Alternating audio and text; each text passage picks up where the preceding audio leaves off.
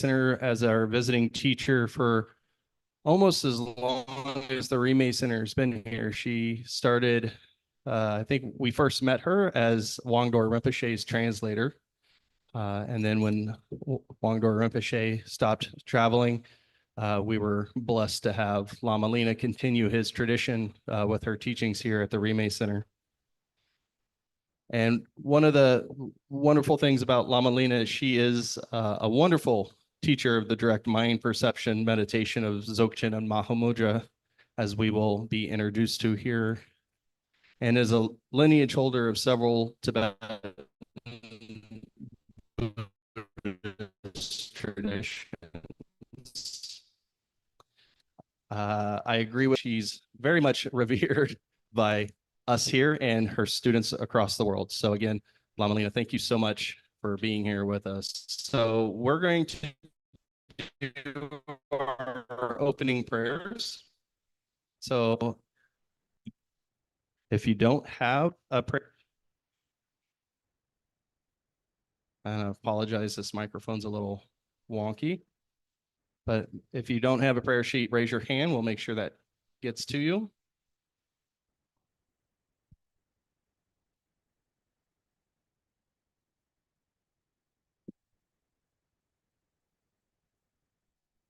Okay, so we'll start. Refuge vows. In the Buddha, Dharma, and Sangha, I go for refuge until enlightenment is reached. May my generosity and accumulations of merit bring benefit to all beings, and may all beings actualize perfect Buddhahood. In the Buddha, Dharma, and Sangha, I go for refuge until enlightenment is reached. May my generosity and accumulations of merit bring benefits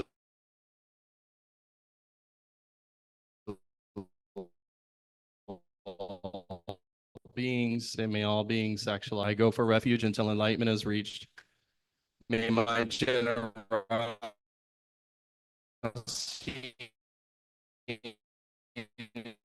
accumulations of merit bring benefits to all four measurables. May all beings be endowed with beings never be separated from happiness, and may all beings abide in equanimity, undisturbed by the eight worldly concerns. May all beings be endowed with happiness. May all beings be free from suffering. May all beings never be separated from happiness, and may all beings abide in equanimity, undisturbed by the eight worldly concerns. May all beings be endowed with happiness. May all beings be free from suffering. May all beings never be separated from happiness, and may all beings abide in equanimity, undisturbed by the eight worldly concerns. For as long as space endures, and for as long as living beings remain, until then may we too abide to dispel the misery of the world. Seventh in prayer. Reverently, I prostrate with my body, speech, and mind, and present clouds of every type of offering, actual and mentally transformed. I declare all my negative actions accumulated since beginless time, and rejoice in the merits of all holy and ordinary beings. Please remain until samsara ends and turn the wheel of Dharma for sentient beings. I dedicate the merit created by myself and others to the great enlightenment. Mandal offering. This ground anointed with perfumes, strewn with flowers, adorned with Mount Meru, the four continents, the sun, and the moon.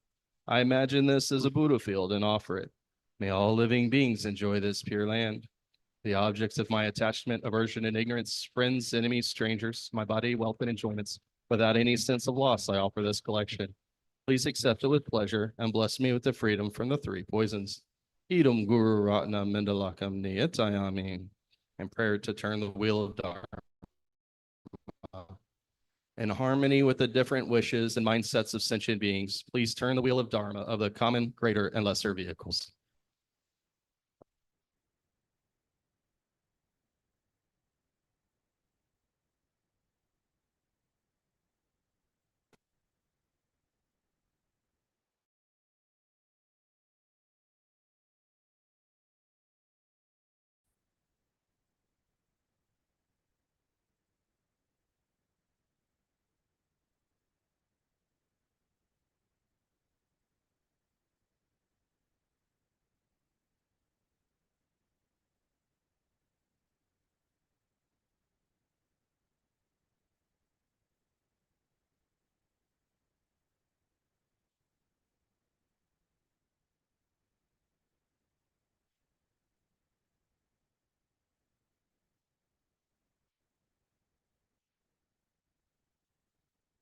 There we go. So I'm going to begin with the land spirit offering. May I see hands? Which four of you will be taking them out? Excellent. I will nod to you and make big motions when it's time to do that. Do you guys regularly do this? Matt? Ah, nice song. Song is beautiful. Although Rinpoche once did get the fire department called on him here.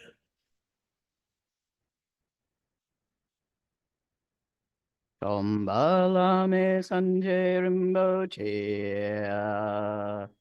Tombala me tamcho Rinpoche. Drumbala me gedun Rinpoche.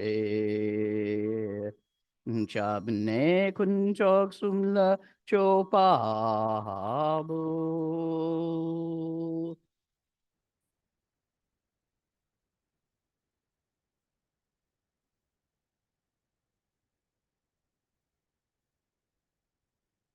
Ombala me sanje Rinpoche. Chombala me tamcho Rinpoche. Drumbala me tamcho Rinpoche. Tabne kunchok sumla chopabu.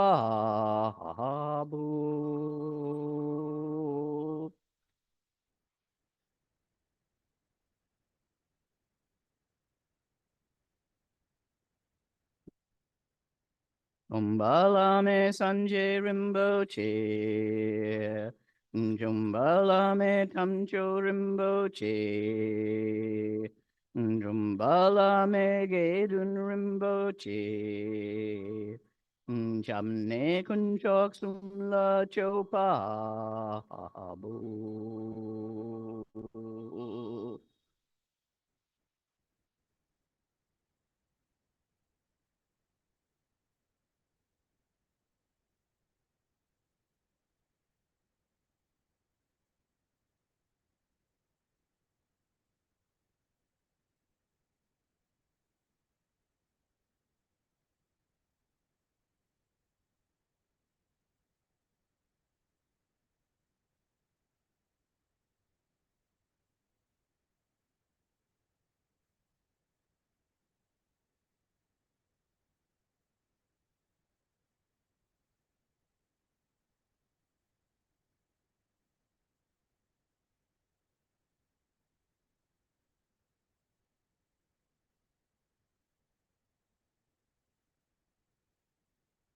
Yulde ragne dakchurche Allah.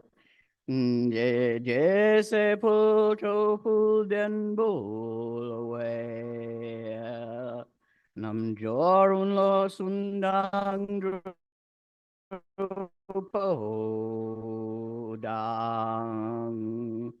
Sanje tenbe je patron lezo.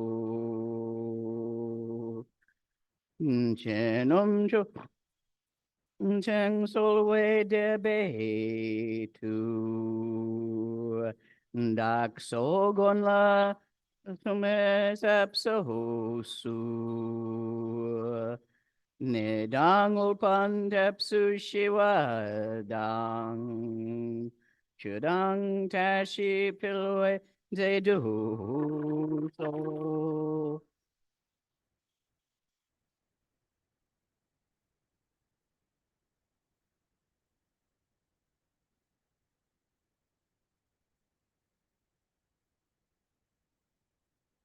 Yuko kunuzong bogomboy, dorji sempagarab dorji dang. Shere singe bardu shin labde, de damabzan tata tusumchi. Dzogchen jupe lamala solo deb. Again pema junela solo deb. Dorji chang chitilo narodang. Marpa mila gompo tatapa. Na pupadang paldendrupa suk. Kagilama namla solwa deb. O chen lama namla solwa deb. Dru chen lama namla solwa deb. Kaginwari lama namla solwa deb.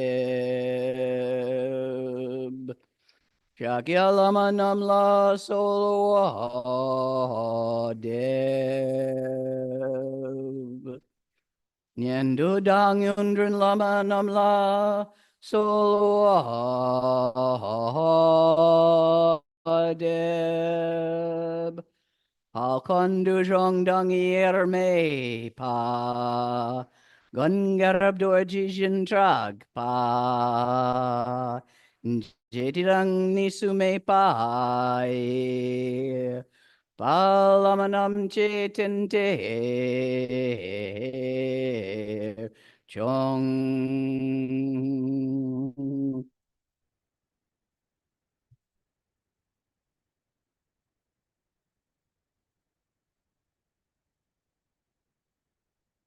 In order to practice Dzogchen, you have to know 5 things.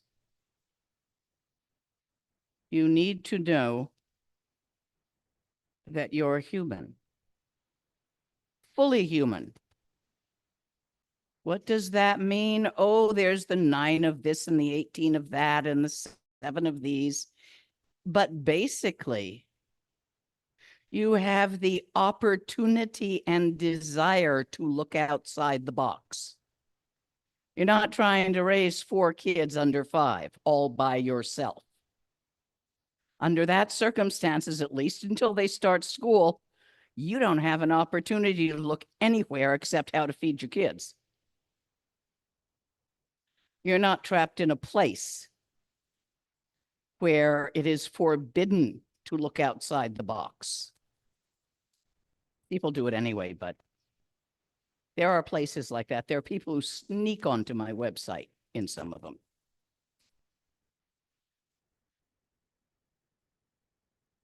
You are fully human. There are people with the same or more opportunities than you have, but without the inclination to look outside the box. Get born, go to school, grow up, get a job, reproduce, grow old and die. Maybe get a lot of toys in the process. That's animal life. How's that different from what the critters and the bugs do? Get born, learn how to be whatever you are properly, how to do the things it does. If you're a bird, you learn how to fly. Reproduce, mate, reproduce, look for food. Mate, reproduce, look for food, grow old and die. Something eats you. Same. Except you guys, to even be here, have a curiosity and an opportunity. The opportunity to spend time, which is not chasing food or reproducing. The inclination to look and see if there might be something more than chasing food or reproducing means you're fully human. You have to have noticed that. Next part is you can't keep it. You have to have noticed you're mortal. Do you know the number of people who don't think they're going to die?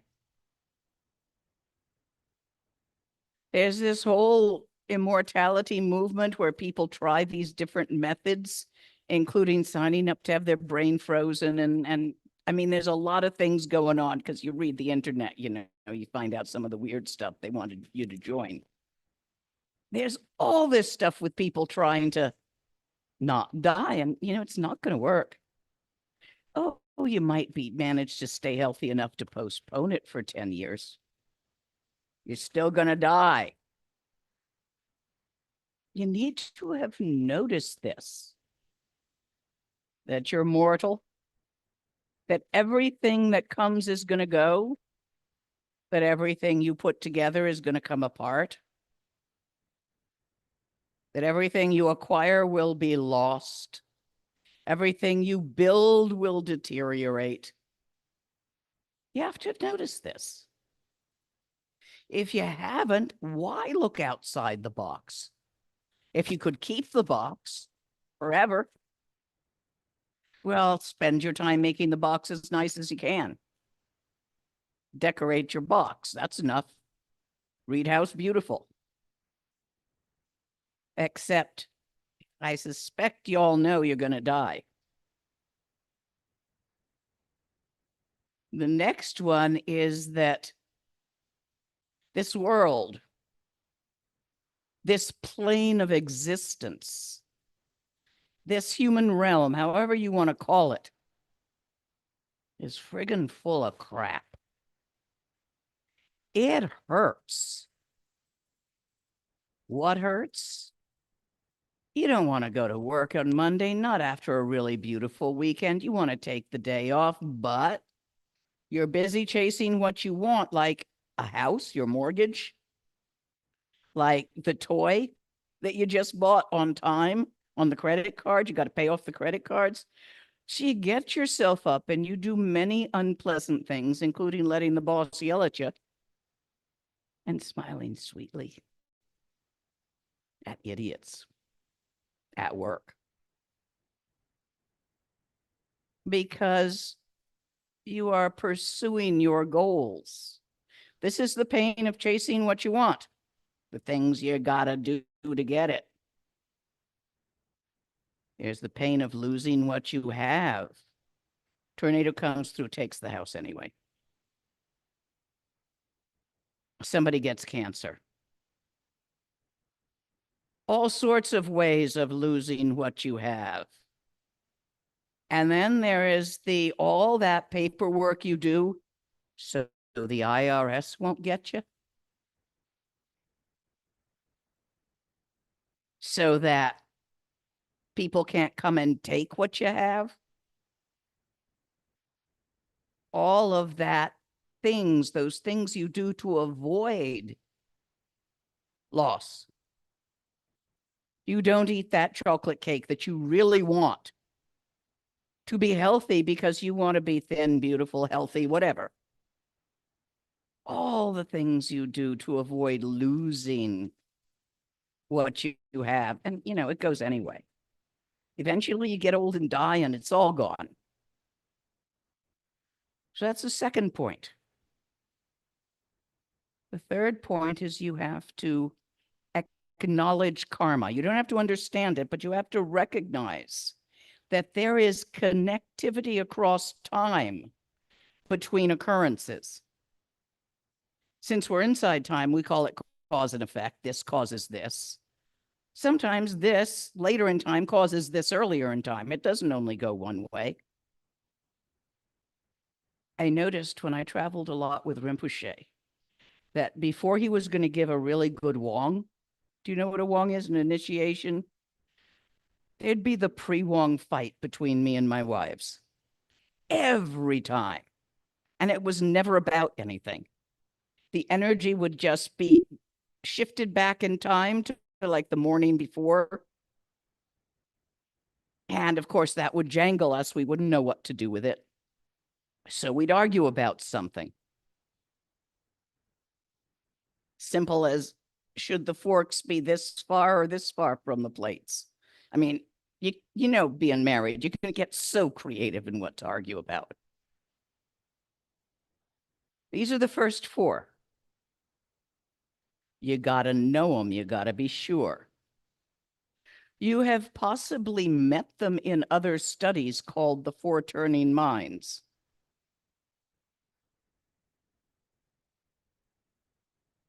Maybe not. The fifth one is important. Perhaps it's the most important of all of them. You have Buddha nature inherent to you. This is incredibly important in light of impermanence. Anything you acquire is going to be lost. Remember that part? Everything you achieve is going to be destroyed. Everything you put together, you combine, is going to come apart. Anything you gain will go away again. So if enlightenment was something you could achieve, like a degree, or get because you were good enough, it would be impermanent, like your box. So why not just spend your time decorating the box? After having studied with other lineages for some time, I was on my way to work in Nepal. I had a job as an engineer designing the highway through the Terai. Actually, I had 3 jobs. Afterwards, I managed a restaurant, and all night I did forgeries. So I was doing all 3 different things to try to support this lovely lifestyle. And on my way to work, I saw a one-eyed old woman across the street from me as a herd of buffaloes was driven by to the slaughterhouse, and I was watching them, letting them pass. And I saw a one-eyed old woman with a red dog, and she pointed her finger at me and laughed, and she had 1 tooth when she threw her head back and laughed, and she laughed and laughed and laughed and laughed. And I looked at her, and she was looking at me and pointing and laughing. And I thought, you know, she's got a point. I could have done this in Teaneck, New Jersey. So I rode my bicycle, not to work, but out of town, along the edges of the rice paddies. It got as far as bicycles go and left it there and started walking. And I eventually climbed a small mountain, a big hill, whatever. And there was a farmhouse there, and there was a garden, and there was a little round monk in the garden. And he said hello in sort of nicely English. And what brings you here? So obviously he spoke some English. And I said to him, I'm here looking for something that doesn't wear off or require maintenance. Do you have it? Meaning you, the Tibetans?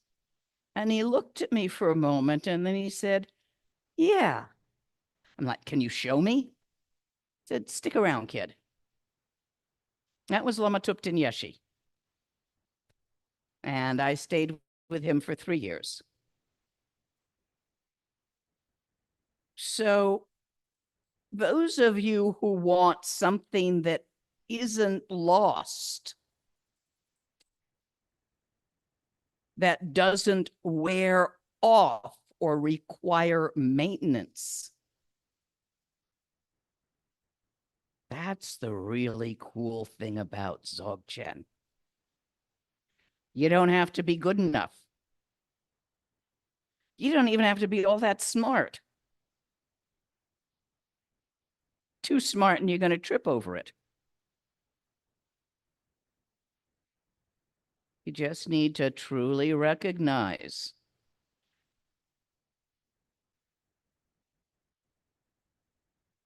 you've already got it. All a teacher's job is to show you where to look. You don't need a teacher that is enlightened. You don't, yes, it's useful to see the teacher as enlightened, but even if you don't, who cares? You need a teacher who can see your innate, natural, already there, right there in you, enlightenment as it is in this moment, so they can point at it for you. That's the basis of Dzogchen. That's called the pointing out. Of course, it's forbidden to do without a request.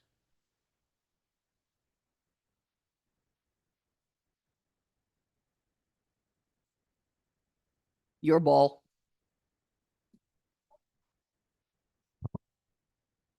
Would you please point it out to us, please? Pretty please. You want to do it the easy way or the hard way? Okay. The easy way is easier.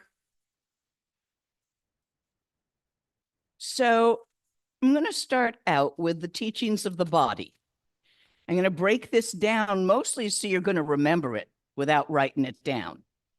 Body, speech, and mind. You already have that concept. So we got the teachings of the body, the teachings of the speech, and the teachings of the mind. Teachings of the body is very interesting. It has to do with how to position your body in such a way that it is easier to see your innate Buddha nature. So I see many of you are comfortable cross-legged. If you can and are young enough to begin now and just happen to karmically have thin thighs. I did back then. I was a skinny little thing. Ran around too much to get fat. So in that case, put your left foot up on your right thigh. Now put your right foot up on your left thigh. Some of you can, some of you can't. If you can.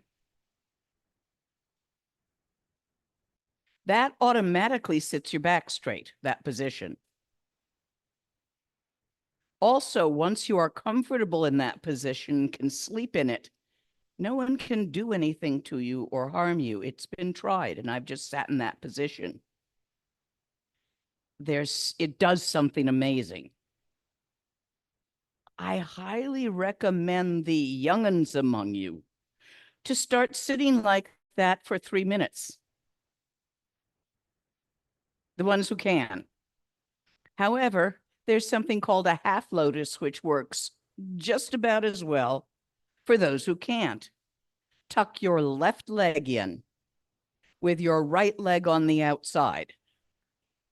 Now, there are teachers who say it reverses for women.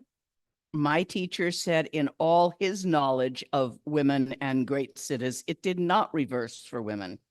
And that even Tara had her left leg in and her right leg out. So that was how it worked.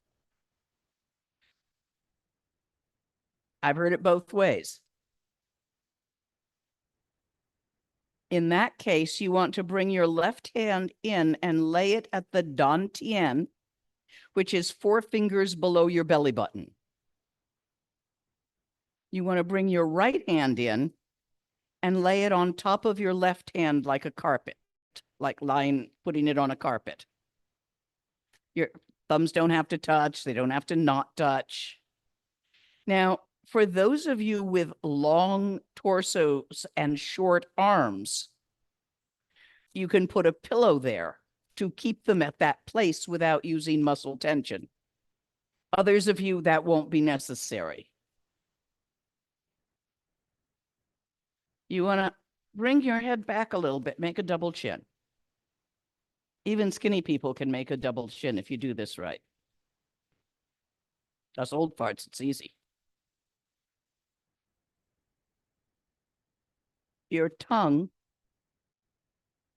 lies naturally on the roof of your mouth. A little bit of it going between your teeth so your teeth don't close. Helps you remember to keep your teeth open. You mustn't clench your jaw. No teeth grinding in this. Your lips are slightly open. You're breathing about 80% through your nose. Maybe 20% through the mouth. But you're allowing both to have an open air passage. Takes a while to get that mastered. Now, for those of you who prefer to sit on a chair, such as me because of my age at this point, and Rinpoche towards the end of his life was also chair sitting. You want to sit in something called the Maitreya position.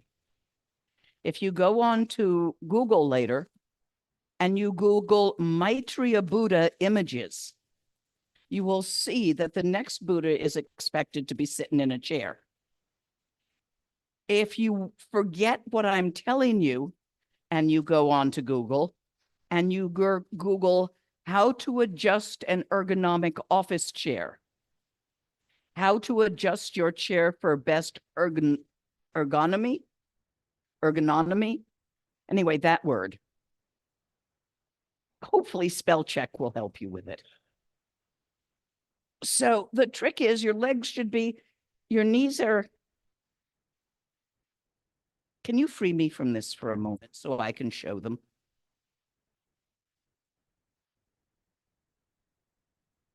Trust me though, if you get the position right, there's going to be a sudden, can this just be sort of, oh, the flowers and a speaker. Okay, never mind.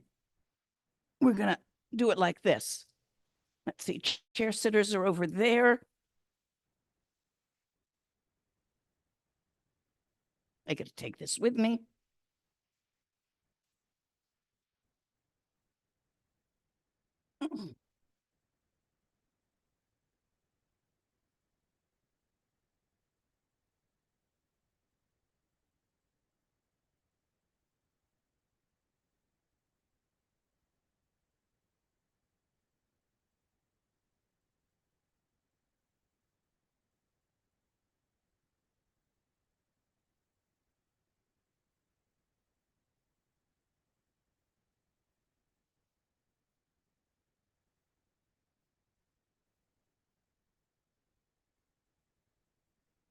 To the floor, straight up and down.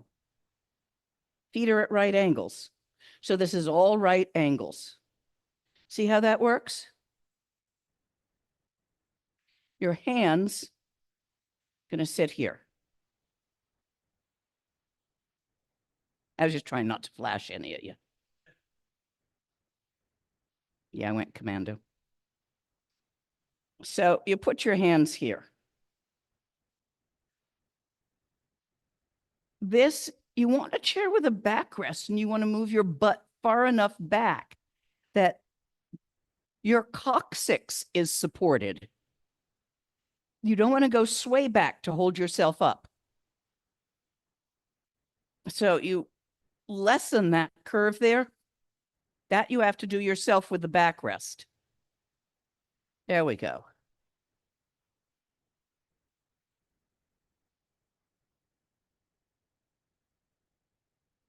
When it clicks in, you feel it.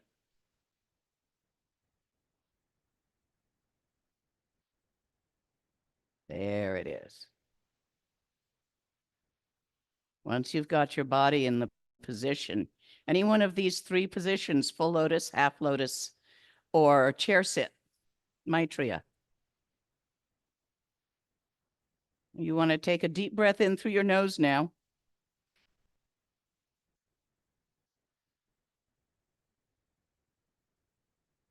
Blow out through your mouth like a sigh. You can either make an S sigh or a pursed lip sigh, but you blow out slowly against a little bit of resistance. I'll do it again.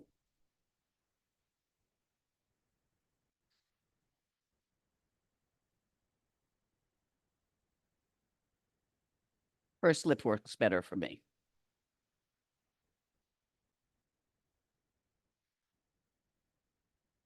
There it goes. When you do it, it will settle the chi in your channels. It slows it down. It settles it. You're going to have to do it again after that.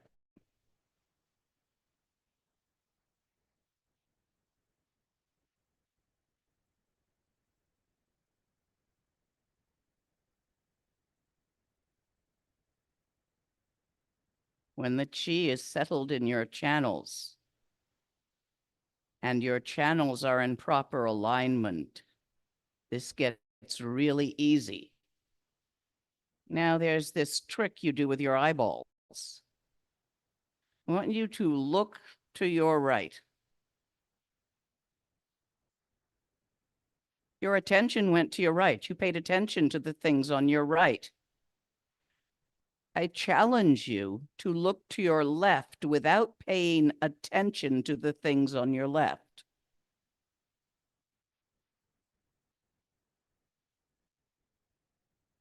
Try it. You can do it. Your attention follows your eyeballs. Now, what I'm going to try to do with the pointing out is to draw your attention to a direction you haven't looked before. You see, we spend our lives. I'm going to go back there so you can sit down. Looking at this, looking at that, and paying attention to all the thises and that's that make up our life. What did you do all day today? You did things, you paid attention to what you were doing. Maybe you read something, you paid attention to the words, you had a conversation, you paid attention to the conversation, you looked at the other person. This is point focus. From point to point to point, looking at things, paying attention to the thing you're looking at. We're fairly visual oriented as a species, although some people have been paying attention to the things they're listening to.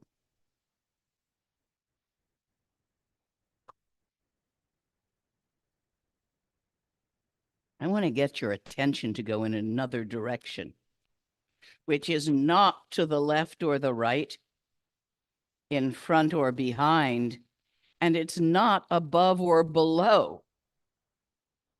So let's try to trick it through the eyeballs.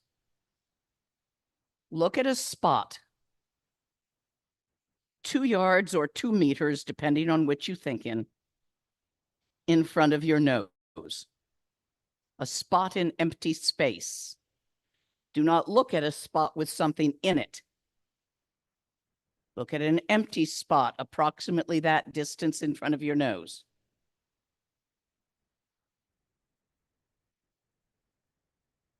There we go. Now let go of the spot. Remember in school, in college, high school, after being up rather late, maybe even pulling an all-nighter, the really boring teacher that drones on, and then you see 2 of them, and you see colors around them. You can't close your eyes or you'll get caught dozing off, but they're not focused anymore. See if you can allow that to occur, that unfocusedness of the eyeball. Not fuzzy, but when you've got the eye focus in what I'm encouraging you to do, the center of your vision and the peripheral vision are equally clear and distinct, equally fuzzy. Many people find this easier if they take the glasses off, but some people prefer to leave them on. Try it both ways and see what works for you.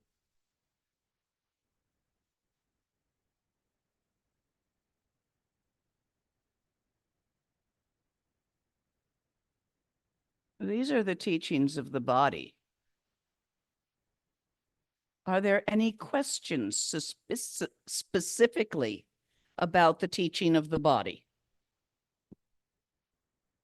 If you have we'll have you mic if it wants to work. It might have been clear.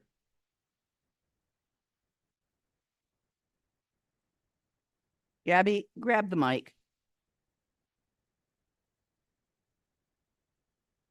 Because we're live streaming and, there's a lot of people want to know what you asked that I was answering. Yep. No. No, because as you advance in Dzogchen, you will be doing this during daily life. And if your habit is to have your eyes closed while doing it, you will break your nose when you walk directly into the wall. Therefore, start as you shall end so you don't have a habit to break later. Eyes open. Now, not bug-eyed, relaxed open, and unlike Shine, not following the line of the nose outward and down. That's Shine and Mahamudra. You guys wanted Dzogchen. The introduction is different. They end in the same place, but they begin differently. So your eyes are pretty much straight ahead on that point. And then you keep aimed that way, keep your eyeballs aimed in that direction, but then you know these muscles that control the lens? Relax them. So that the lens is not, you're not using those muscles for clarity of vision.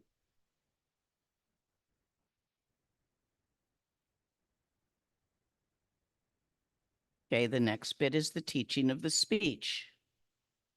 Now, after all that complexity, I think you'll like this one. It's just 2 words. Well, I can make it 3. The 2 words are shut up.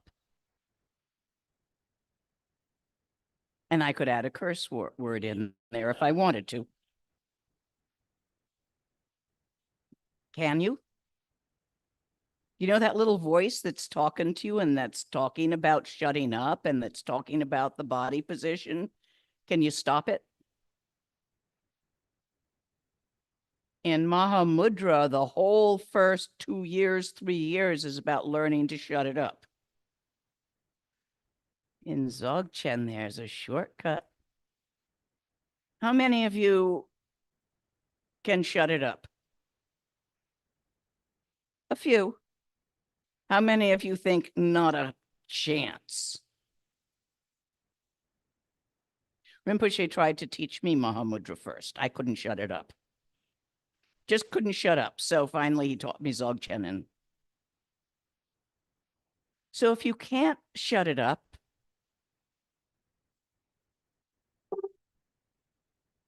instead,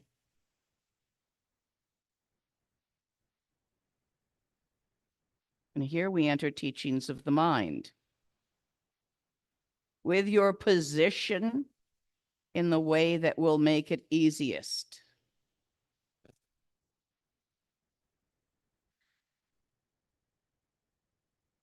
With the chi settled in your channels. It's still moving, you're still alive. Breathing gently and easily.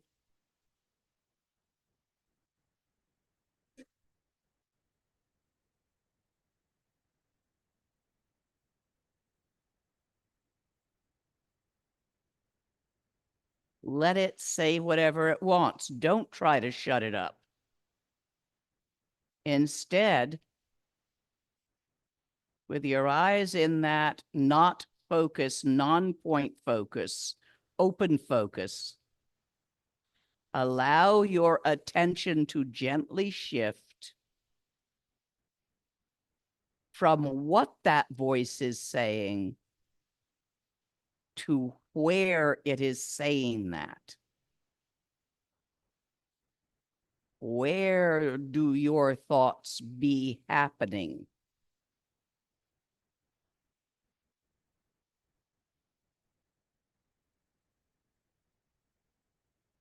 They're not in front of you or behind you. They're not happening to the left or the right. They're not happening above or below. They're not happening inside or outside.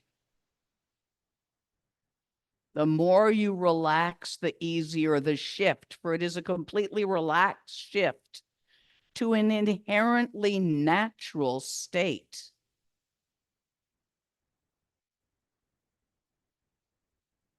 This is mind looking. Don't bother with the thoughts. Don't entertain them. Don't make them a cup of tea. Don't fight them. Don't try to shush them. TV on in the background, but it's just some stupid commercial. You don't have to listen.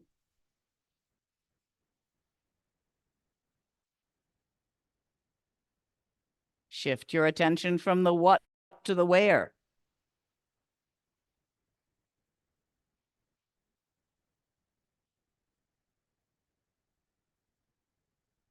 There is no there to that there where.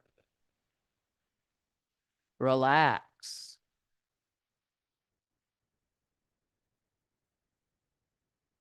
As a thought going by catches your interest and you start to follow it, use the tool of mindfulness to reopen your attention. If a movement in the room catches the attention of your eye and you glance at it, use the tool of mindfulness to relax your eyes.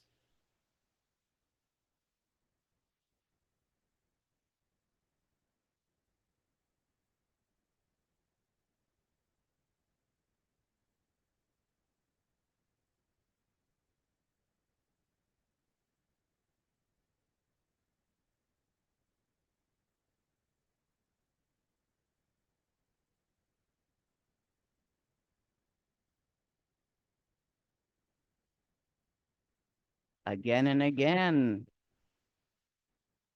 Moving, changing, impermanent matters will catch your attention. Again and again. Don't shove them away. That feeds them energy. Don't grasp them and follow them or entertain them. That feeds them energy. Leave them simply to be as they are.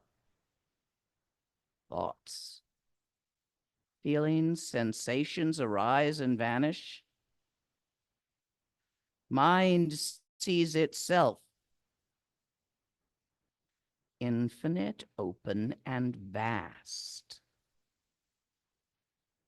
Completely free of characteristics, not blue or yellow, triangular, square, sphere, cube, none of these. Neither big nor small, without even a mote of center or edge. This is mind seeing mind. Don't try to talk to yourself about it. If you find yourself trying to describe it, oops. Use the tool of mindfulness to return your attention to itself, not the thoughts about it. Indescribable.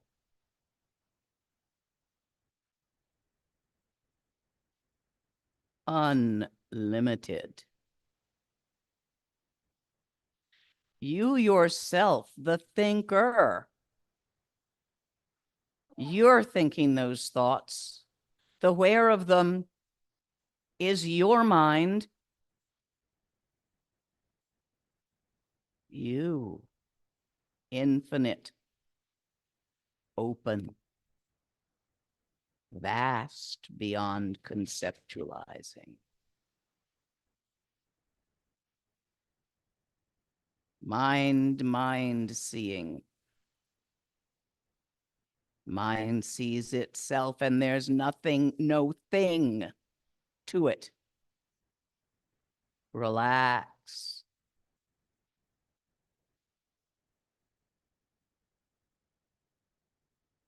The practice of Dzogchen is simply to develop the habit of looking at the where, not the what, of all phenomena. Not the where of whatever thing you're thinking about might be, but the where of the thoughts about it. The feelings about it that ride the thoughts.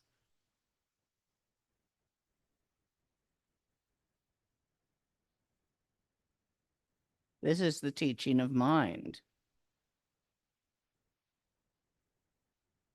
Are there questions on the teaching of speech or the teaching of mind?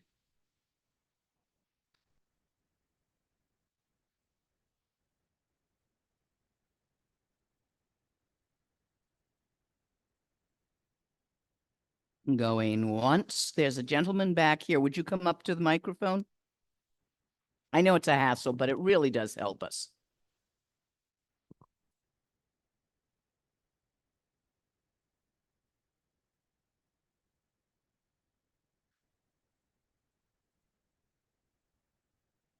So if you look for where your thoughts are coming from and you feel like you've identified a place, And you feel what? you feel like you've identified a place,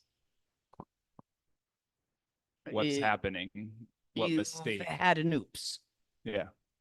You've grasped onto perhaps a rumor of the place. For example, Tibetans always seem to find it in their heart chakra.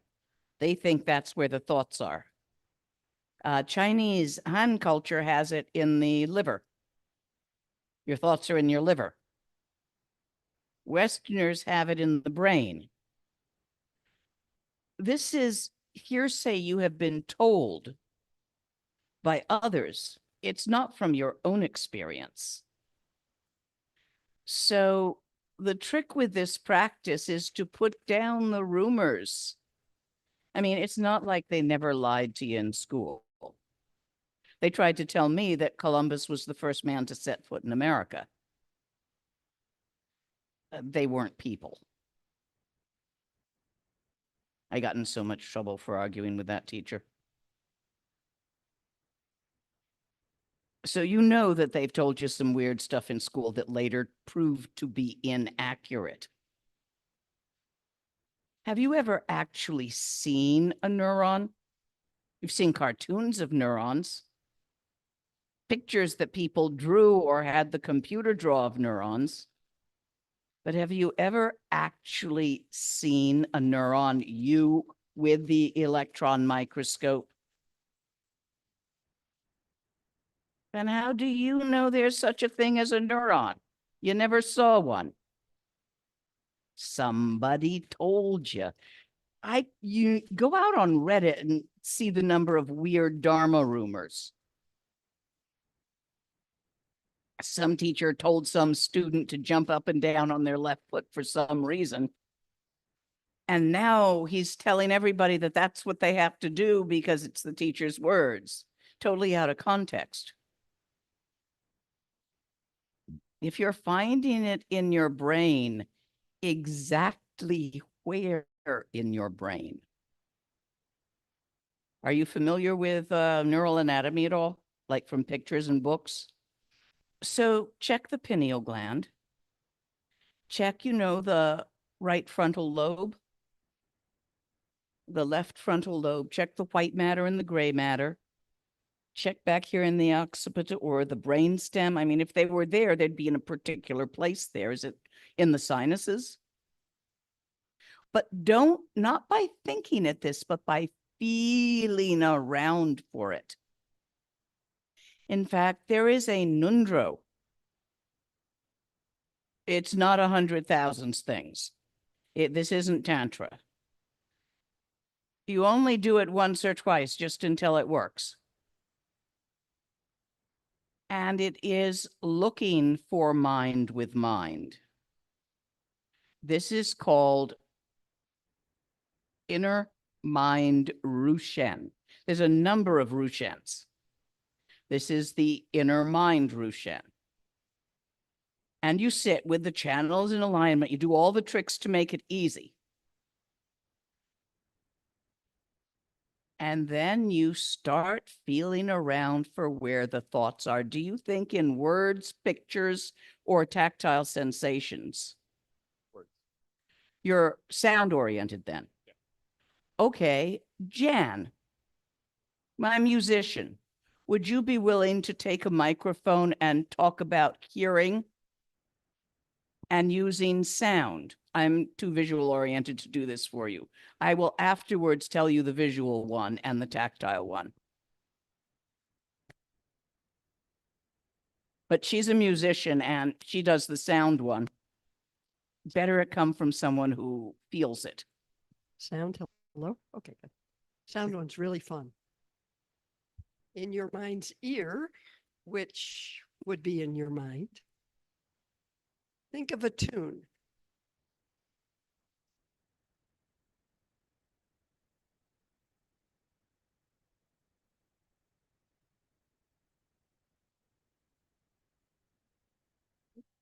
How about now? Oh, scared myself. Now you're on. See, it's all No, about hearing. all about hearing. So think of a tune and play it in your mind's ear. Hear that tune.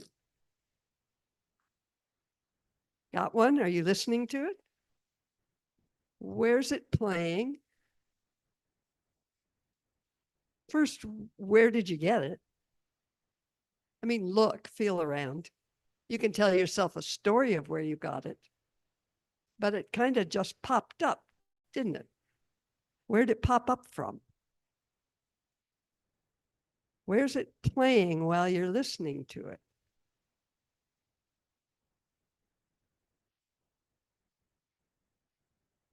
Wherever you think it's playing, can you move it?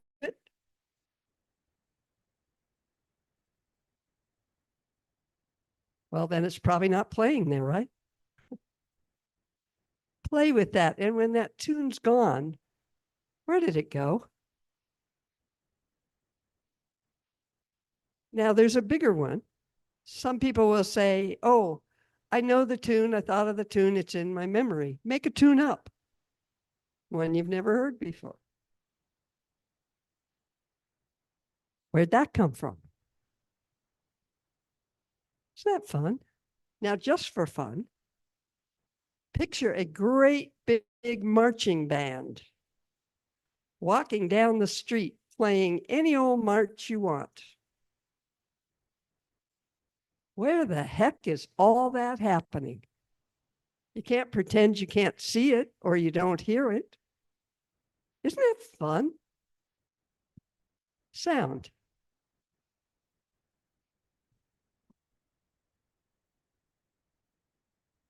Visual. Visualize an object.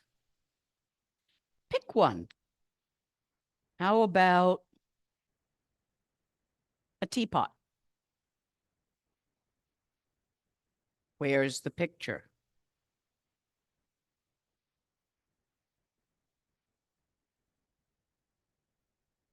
Sit in the proper position. Do the whole eye thing. You have to combine this together, the teachings of body, speech, and mind. They're not separate. Just to make it easier. See, if you do this a lot really twisted, you end up paranoid. If you do this a lot really slumped, you end up depressed. So it's really important when you're going to be working with the strong energy of your own innate enlightenment, that you align your channels as best you can. Let's pick another picture. The building you live in. Now that's that picture. See it clearly.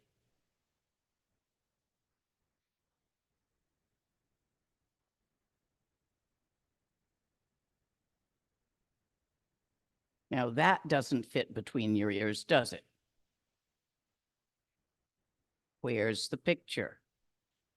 Feel around for it. Don't think around for it. A picture is a kind of thought.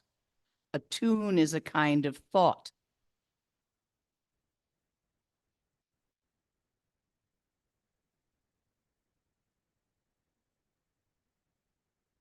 For some people, looking inside their body and then outside their body for the picture, piece by piece, is useful. Inside, you start in the hair.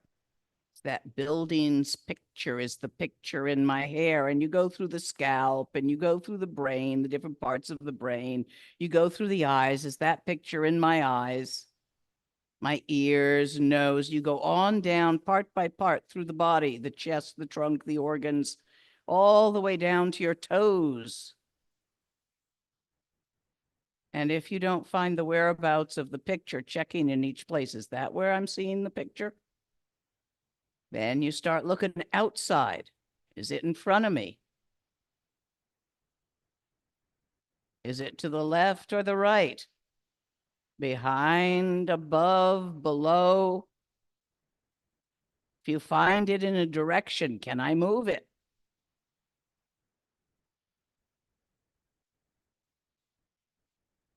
Can I see the image of that building as if I were turned away from it? See it behind me? As Jan said, you play with it. You see, the picture is in your mind's eye. Good luck, translators. That's a English way of speaking. The tune is in your mind's ear. Therefore, it is in your mind, trying to get you to find your mind with your mind, and it's in another direction you've never looked in before. Because it's not a here or a there. It's not a nowhere or an everywhere.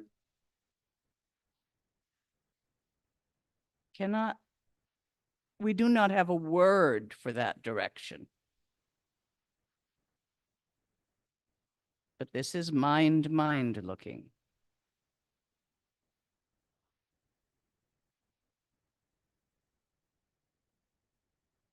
If you are tactile, imagine the feel of velvet.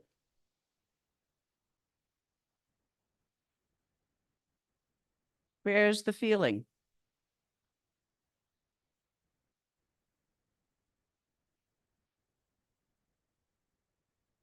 Where was it before you felt it? How did it arise?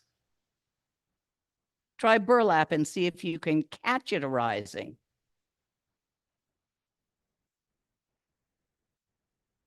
See if you can catch velvet dissolving. The feel of it, I mean.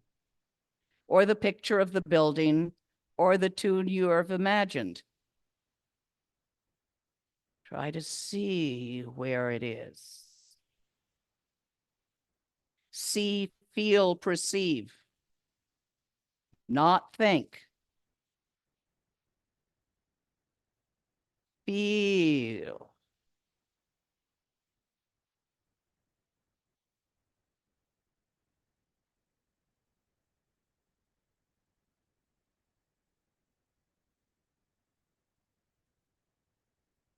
All images you imagine are in your mind, for imagination is part of mind. It is what mind does. It imagines, it thinks, it feels. All thoughts you think arise in mind. That's what mind does. It is the thinker of the thoughts. The definition of mind is thinker of the thoughts, feeler of the feelings, perceiver of the perceptions.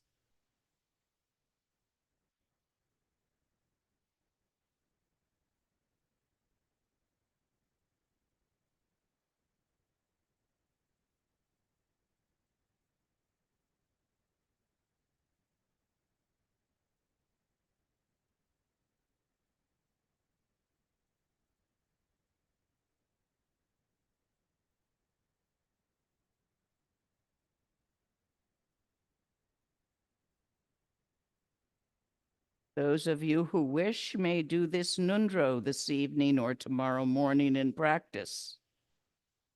Those of you who feel comfortable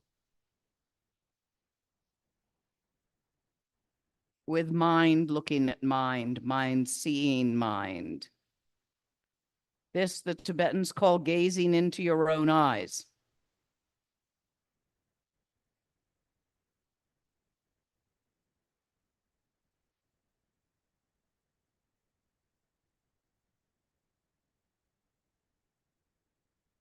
The where, not the what. A feeling of infinity, of open vastness.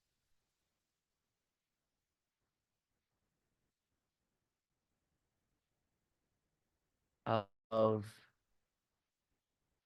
no characteristics, empty of characteristics.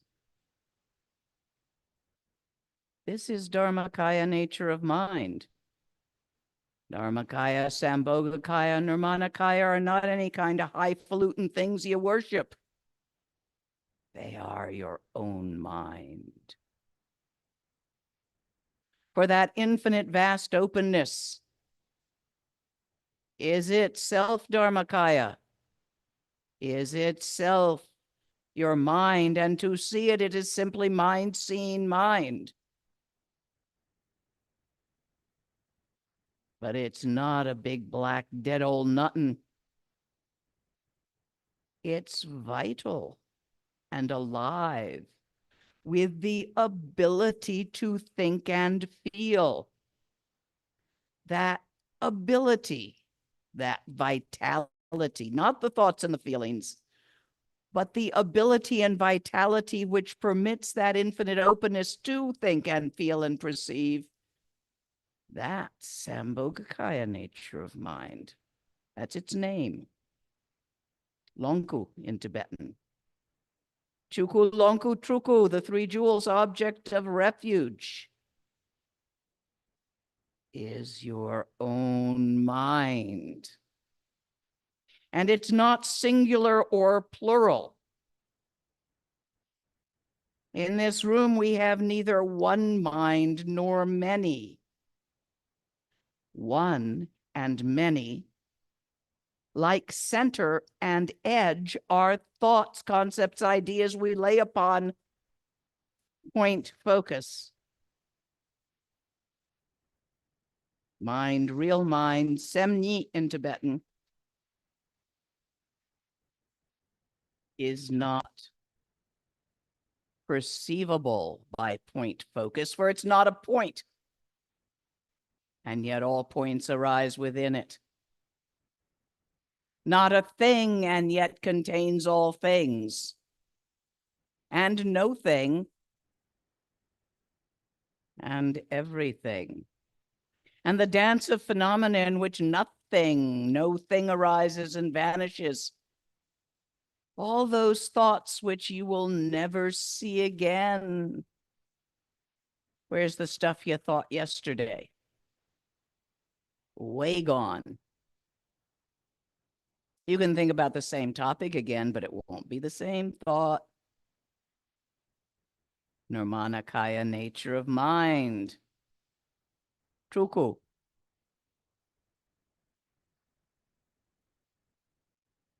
Buddha.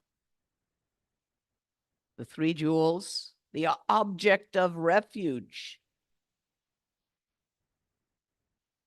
Buddha, Dharma, Sangha. See them as they are.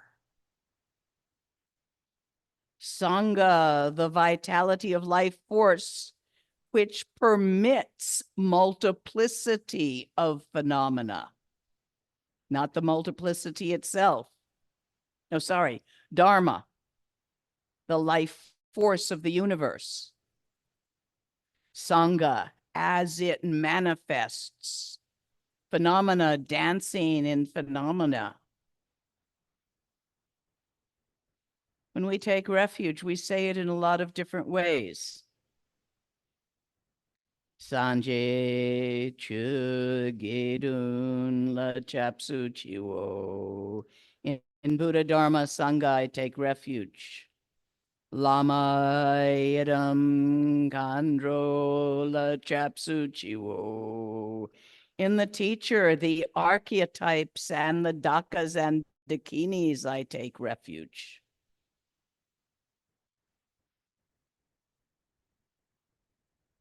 Salung tiglil chapsuchiwo. In the energy channels, the chi that dances within, and the very creation of that creativity, I take refuge. Chuko longku truko la chapsuchiwo. In Dharmakaya, Sambhogakaya, Nirmanakaya, I take refuge. Rong sem tong sel ngo. La Chapsuchiwo. In my own mind's innate luminous clarity, I take refuge. The clarity of absolute openness, no here, no there, to that there where. The luminousness of its vitality.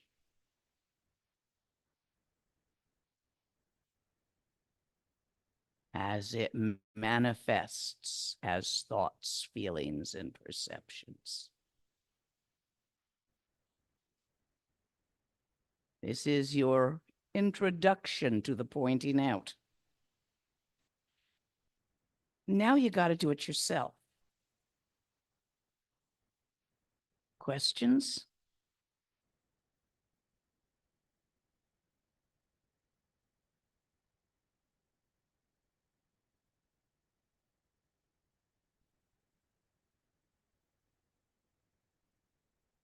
Okay, well, I have given you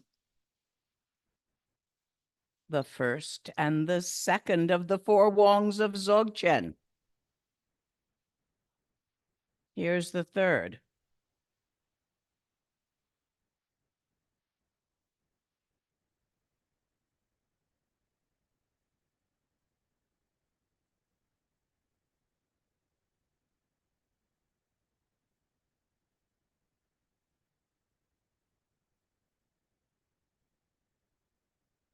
Do you understand?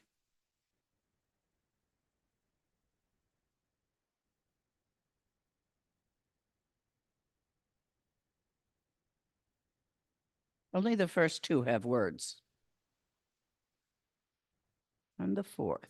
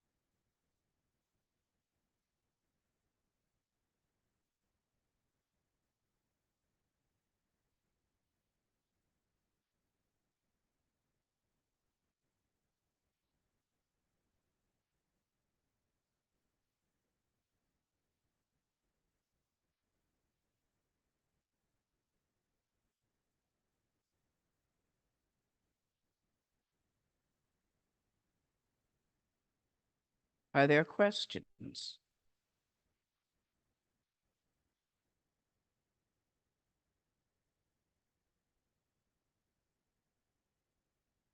Okay. Then before we end for this evening, I'm going to talk about some trips over it's as you do this practice.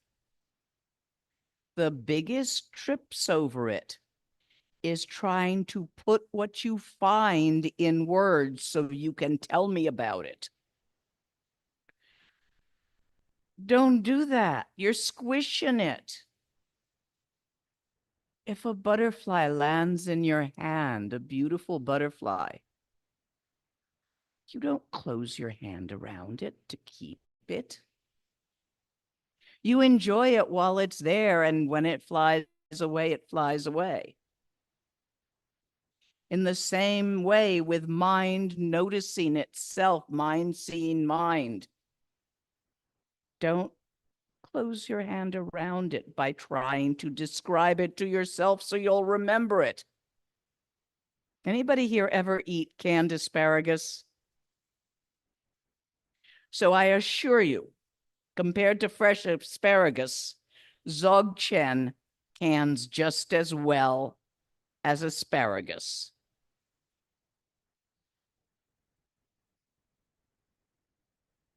They tried to make me eat that once as a child. I threw up all over that camp counselor, and I love fresh asparagus. Don't, for shit's sake, try to can this stuff by sticking it in words, by describing it so you can tell yourself about it and remember it. That will actually, that's a hole you can trip in and fall in. You see, it will never come back. It will always come freshly. You will never think the same thought again or feel the same feeling again. It will be a new one. It may be on the same topic. You may find it again in the same not place. But it's not the same idea, the same finding, or the same feeling as it was. Because remember impermanence? One of the things I said you had to kind of know already to practice this. So if you meet the Buddha on the road, kill him quickly, a Zen saying. Do you understand now what it's about? If you find your mind with your mind, don't grab it. Relax, let it last as long as it will. Let it vanish if it will. Let yourself forget about it and be distracted if you will.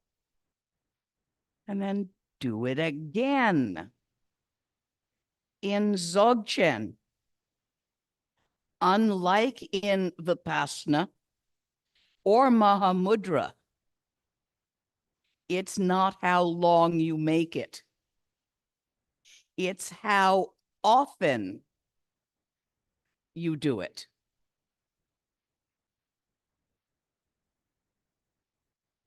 That's your first trips on it.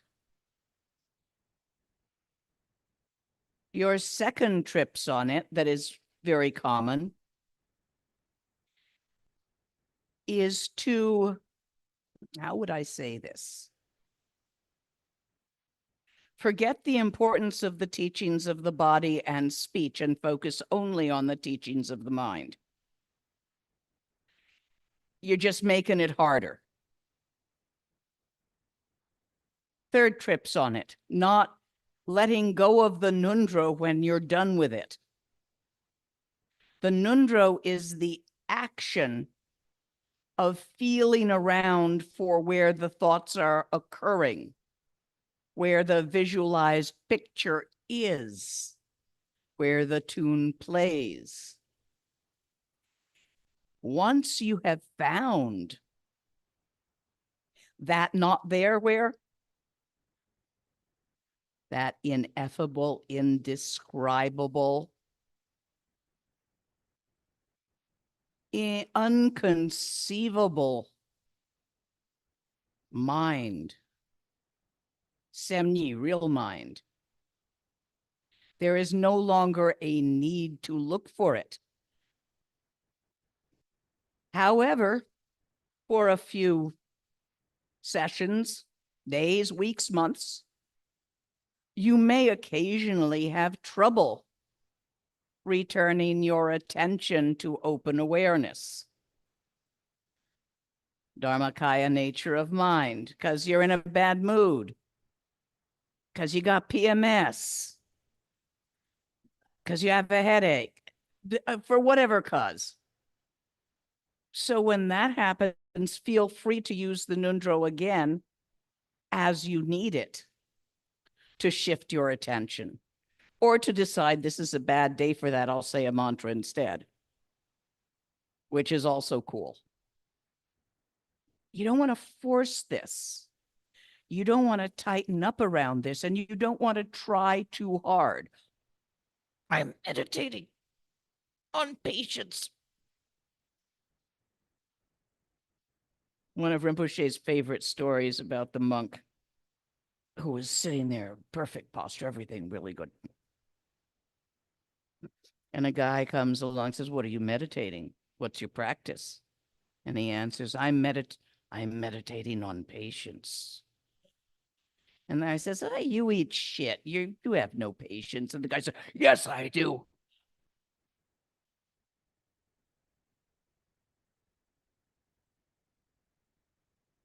Don't try too hard. That tenses up.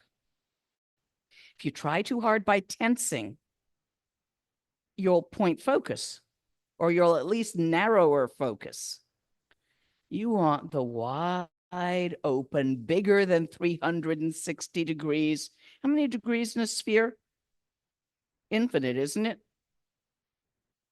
A circle is 360. But when you go three-dimensional, there's not a number. Infinite. You want it open infinite degrees, not narrowed down to 45. So don't tense up. Don't try too hard. Relax into it.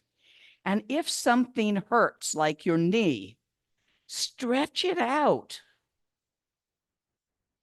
Don't be like the other wonderful student who was able to sit in a full lotus very nicely all through his youth. Yeah, got old. Didn't do it for a while. And Rinpoche came to visit and was giving a teaching, so he wanted to impress his teacher. So he sat in a full lotus throughout the entire teaching and ended up needing knee surgery. Tore his the tendon. Yeah, don't do that. Use pillows, backrests, chairs, meditation sashes, any of this in order to keep your body from being a big, painful distraction. Any other trips on its I can think of, trying to describe it to yourself or to me or to any other person. I'm going to make a recommendation during this short retreat. Avoid social media and conversation. Just through, say, Sunday. Why? You don't want to stimulate the yakker over much. So social media, TV stories, relax. Go have a beer. Hang out with friends, but don't talk much. Let them talk. See if you can not pay attention to them for a couple of minutes while you're sitting there looking at the sunset. Just background. Now see if you can do that with what your own thinking is saying. Play with this. It's supposed to be fun. Because if it isn't fun, you're not going to do it. And if you don't do it, it won't work. So how can we make it more fun? Any suggestions other than chocolate?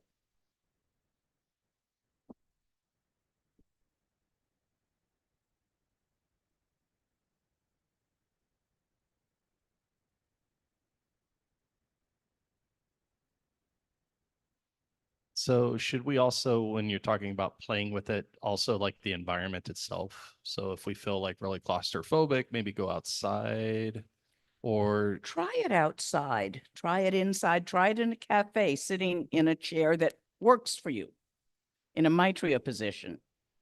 Try it in the park, sitting on the ground. Bring the cushion if you need the support. Try it in your house.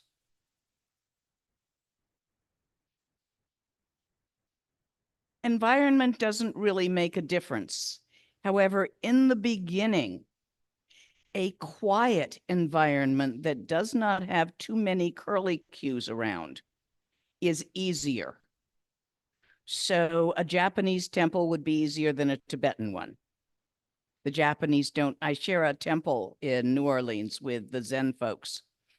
So, you know, Tibetans, I'd have hung tonkas and things everywhere. And the Zen is like, oh no, we need to face a white wall. So it's really interesting how we negotiate decor. But they've got it for this, it's easiest in the beginning. After a while, it won't matter. Anybody been doing this for a while already? Okay, so those of you who have been at this for a while and are not beginners, for your homework, GOM. Go out and do it in a noisy place. See if it's the same mind before and after a beer, a joint, whatever you happen to like. Tired or not tired, a cup of coffee or not a cup of coffee. Did it change? What changed? That changed the speed of the thoughts. It changed the tone of your feeling. What you want to do is, in all sorts of circumstances and situations, check and see if your mind is still there. With your mind. I mean the real one, sem ni, not sem. We have two words for mind in Tibetan. Actually, sem is the mind, the thinker of the thoughts. But little mind is kind of your personality clump, because you actually don't have a personality. You have a clump of things that are constantly changing. You all know that. So that's your little mind, very reactive, you know. And then real mind is bigger. Little mind is part of big mind, but big mind is not part of little mind. It is the background, the context of little mind. We're trying to find big mind. If you actually see it as it is, real bodhisattva is obvious. It's not just empty. It's alive. And that liveliness, that vitality, that clear light that permeates the open, the awareness of the open awareness, the clear light that permeates the emptiness. That clear light is all life. Just as each archetype, different in shape and form, different in feeling, almost you'd say personality, Purva and Tara. They feel different, don't they? And yet, they're all Sambhogakaya manifestations. You're all Nirmanakaya manifestations. You're all Tulkus. Nirmanakaya in Tibetan is Tulku, Chuku Lonku Tulku. You're all Tulkus. Of infinite open awareness is vitality manifesting as this is and that's. How can you not love yourself? You're all intertwined, interpenetrating, constantly changing each other. You're changing me. I'm changing you because we are having an interaction. I see the expressions on your face. This is an interaction. It changes me. You ask a question. I'm changed by it. What changes? My thoughts, my feelings, and my perceptions of which my personality is constructed. And the same thing's happening to you. With everyone you meet and interact with, whether it is intimate or surface. Maybe you buy something and they give you change. That's not terribly intimate, but you changed each other. There's interaction. Microbes got exchanged. You're an ecology, not an entity. You and your biome. And we're all, including the fish in the sea and the birds in the sky, Gaia's biome. You know Gaia, this planet, if you want to give it a name. That's one of the names they give it. How's it feel to be a yeast overgrowth? That enough to cause her to run a fever. I'm referring to Homo sapiens.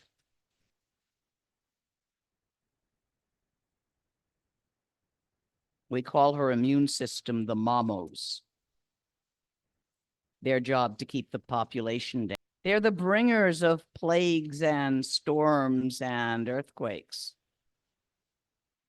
Are they the good guys? Are they the bad guys?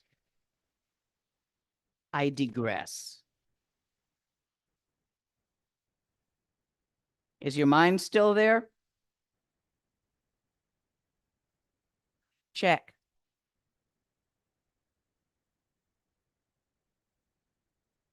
Do you all understand the homework? At least give me some head bobbles. Don't just stare at me. Anybody got questions on how to do the homework? We got a guy behind you.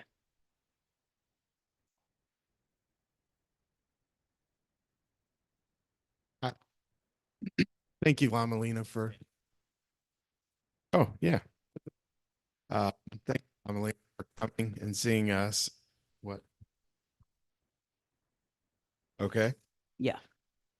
So Apparently it's a don't touch microphone. why, when I'm trying to hold the butterfly lightly, do I have this inclination to want to grasp it at the same time? Because since beginningless time, life upon life, you have been grasping everything you encounter. You has a habit. It's a hard habit to kick. Probably harder than smoking, which is said to be harder than heroin, which I will testify to. Yes, it is harder. Heroin's easy.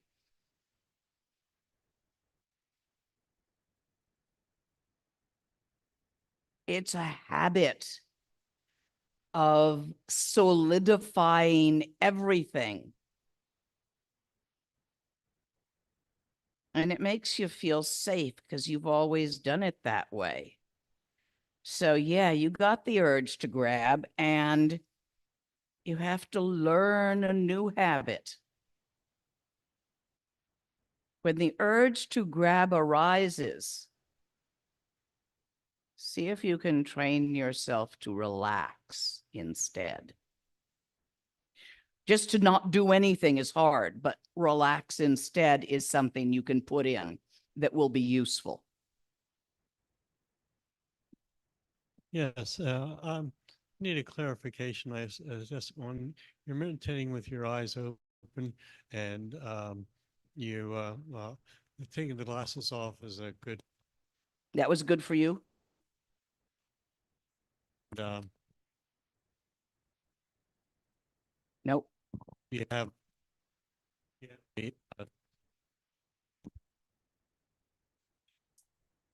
yeah, that's why is it. Yeah, so do you have a suggestion as far as how you can keep your eyes open without blinking? Because Blink.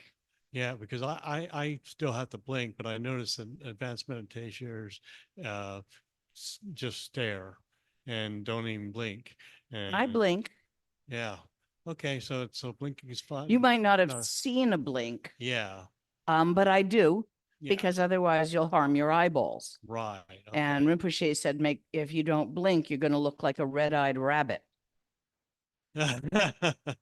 Thank you, because that was one question with that, because I noticed that some translators and advanced meditators don't seem to blink, or at least I don't catch them blinking very often. They blink often enough to moisten their eyes, but any nervous tick of blinking, for instance, if someone shocks me or says something that just is totally discombobulating, I tend to do a series of blinks. Before the That kind of blink you don't do. But you do the moisten the eyeballs blink because otherwise they'll get sick. So when there's not a nervous blink, it's less, but it still blinks. Other questions? So,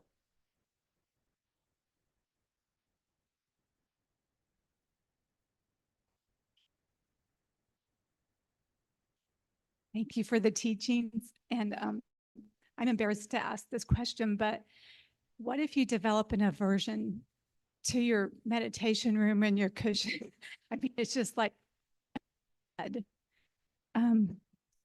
okay, I know that one. Had it this afternoon.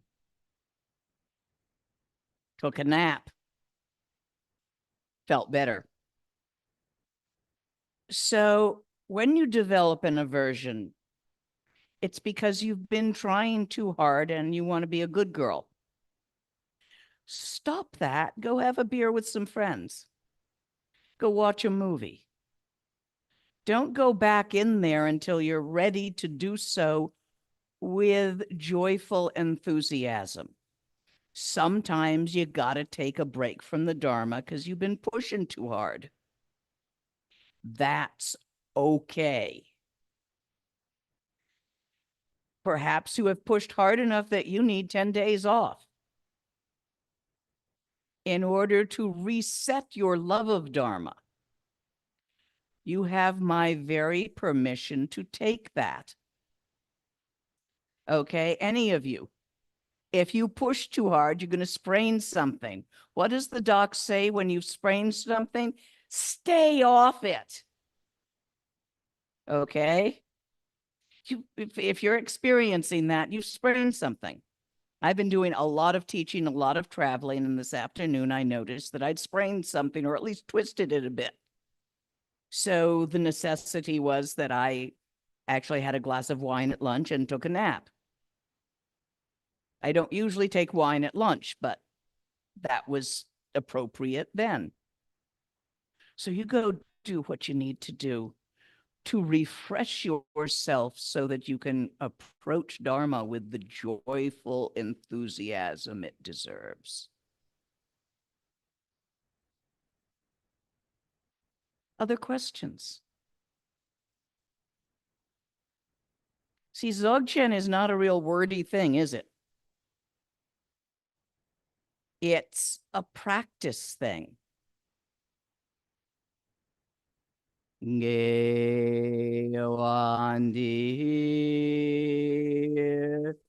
Nyor Duda Che Che Sala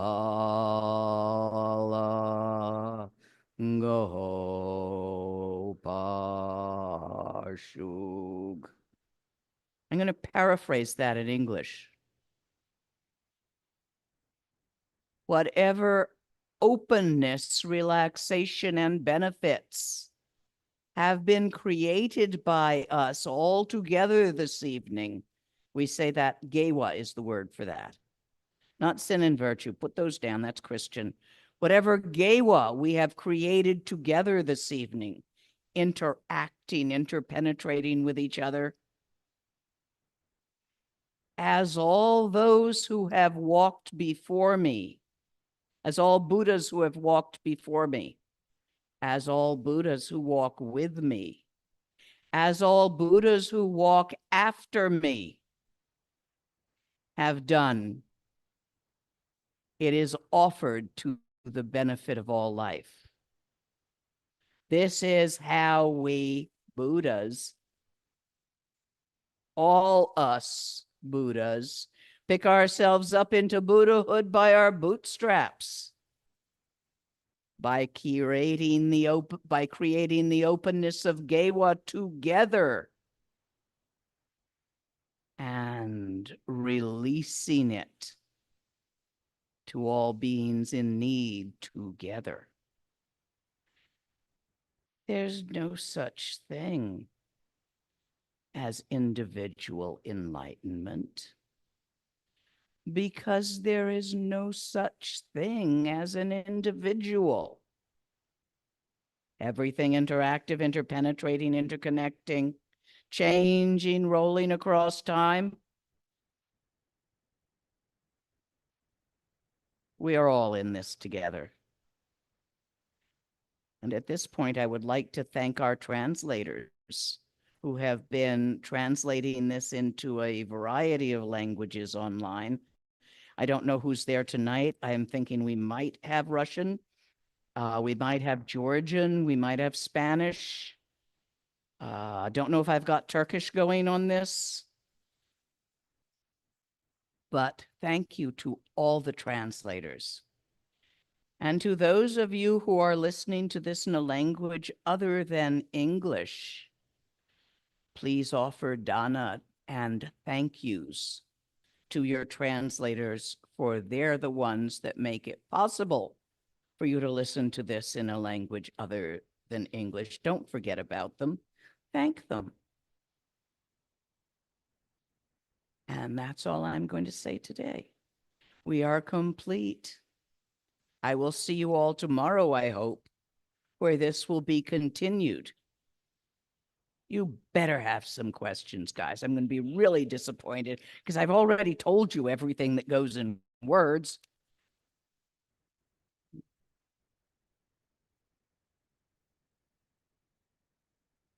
Yes. Yeah, so it's going to be 2 p.m. Central Time is when we start up again for Lama Lena's teachings.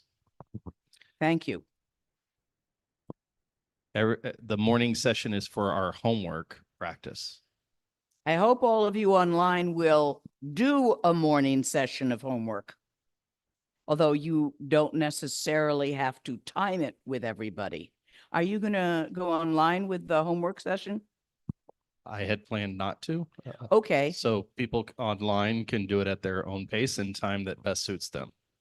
Yes. That will be fine. There are some ongoing groups with this for people who want to join one of the practice groups, for people who like to practice in a group. It's online, it's on Zoom, so that will be available. Don't know who's leading that practice group at the moment. Who? Tom. Tom up in north of Seattle, up that away. Port Townsend-ish. Anything else that you want to say, Matt, before we take off? I was just going to say, really quick, can we do our dedication? prayer? Yes, please do.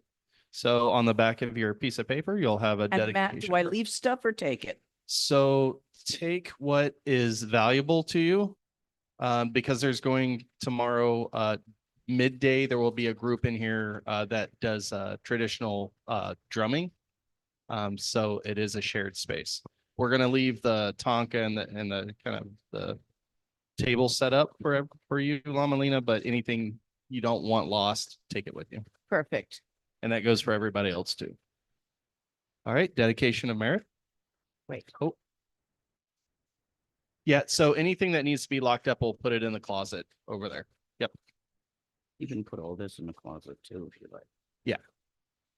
By this merit, may all obtain omniscience, may it defeat enemy wrongdoing. From the stormy waves of birth, old age, sickness, and death, from the oceans samsara, may I free all It's beings. tricky.